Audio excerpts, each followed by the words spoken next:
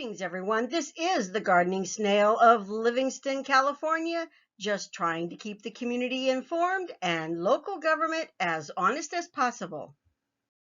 In this video, we will be doing a brief overview of the December 2021 invoice from Brenner LLP and taking a look at a $19,000 mystery payment in human resources.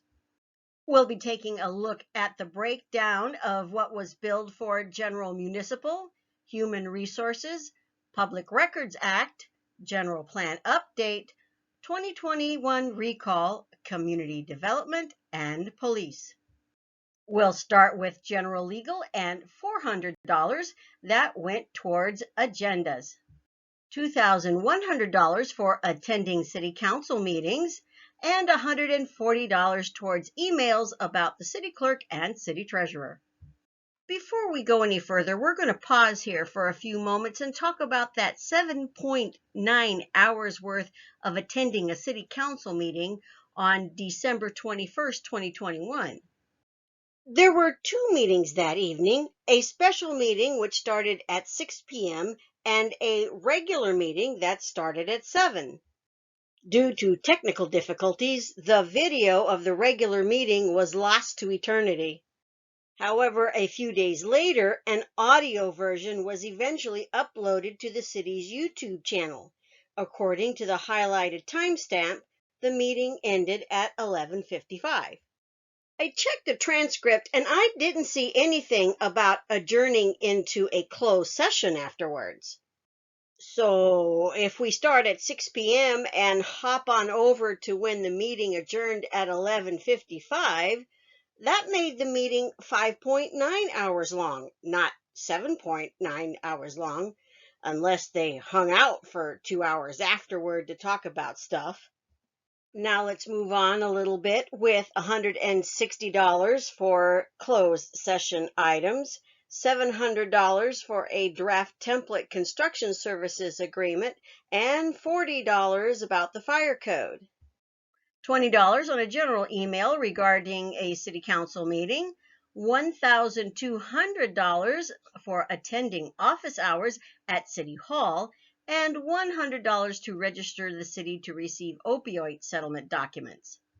$360 for a professional services agreement template, $60 on emails about the Merced Sunstar and the Ramirez claim, and $540 worth of redacted items that we're not allowed to know what they were for.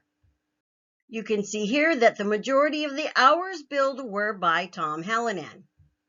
Moving on to human resources, you can see in hours billed, $825 having to do with the city manager, $55 for a personnel issue, and $247.50 worth of redacted.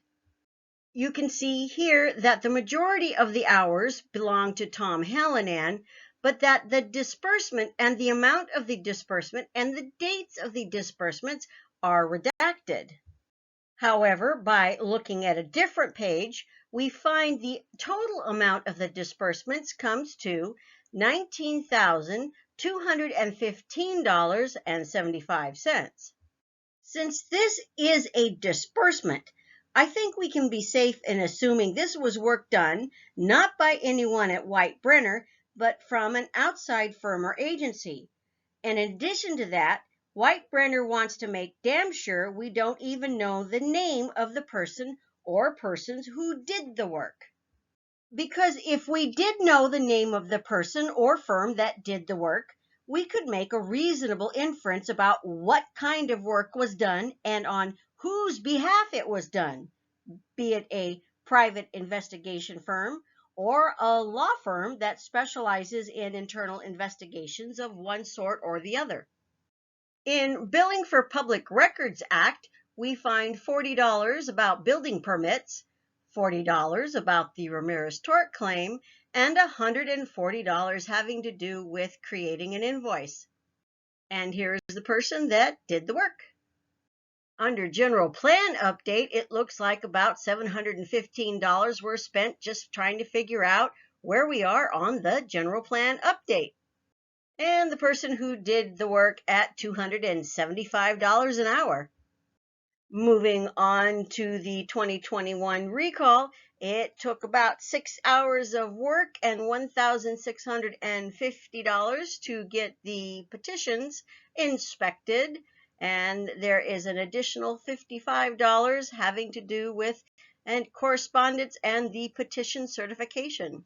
Here we have what seems to be a series of hours billed for analyzing, reviewing, and revising, along with conferring and analyzing legal research, followed by redacted, with most of the work being done by the person who looks to be the most junior member of the firm. Moving on to community development, once again we see that most of the hours billed are about Harvey Galvan and his project, along with emails regarding permit history, the Planning Commission meeting, and once again another review of the Livingston planning procedure, as well as emails regarding Planning Commission policies and procedures. And you can see here who did most of the work. Wrapping up with the police department, most of which is redacted. And you can see who did the work here. Any views or opinions expressed on these videos are my own as a resident of Livingston and do not represent the views and opinions of the Livingston City Council or the City of Livingston itself.